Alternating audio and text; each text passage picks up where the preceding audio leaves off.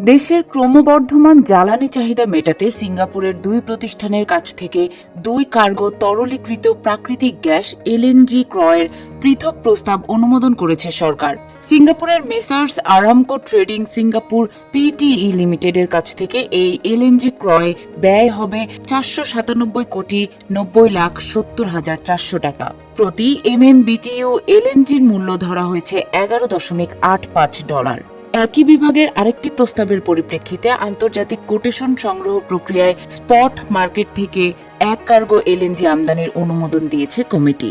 সিঙ্গাপুরের messrs গানভার Singapore PTE লিমিটেডের কাছ থেকে এই এলএনজি ক্রয়ে ব্যয় হবে 502 কোটি 94,91,398 টাকা।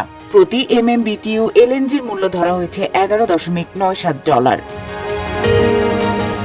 এছাড়া জ্বালানি ও খনিজ সম্পদ বিভাগের আরেকটি প্রস্তাব অনুমোদন করেছে উপদেষ্টা পরিষদ কমিটি।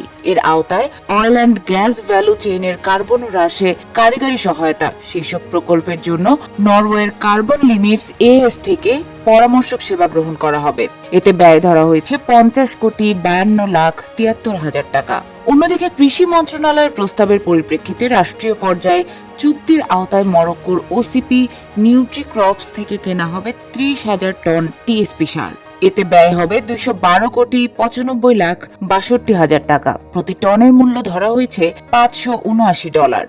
একই মন্ত্রণালয়ের প্রস্তাবের পরিপ্রেক্ষিতে রাষ্ট্রীয় পর্যায়ে চুক্তির আওতায় কানাডার কমার্শিয়াল কর্পোরেশন থেকে আমদানি করা হবে 40,000 টন মিউরেট অব পটাশ সার। এতে ব্যয় হবে প্রায় 177 কোটি 3,44,000 টাকা। প্রতি টনের মূল্য ধরা হয়েছে $361।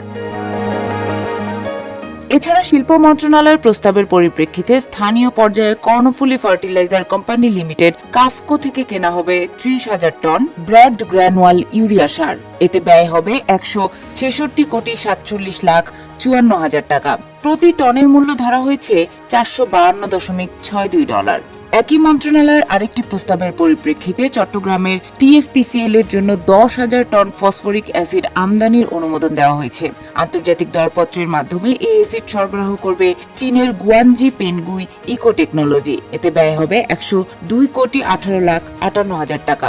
প্রতি টনের মূল্য ধরা হয়েছে $793.80।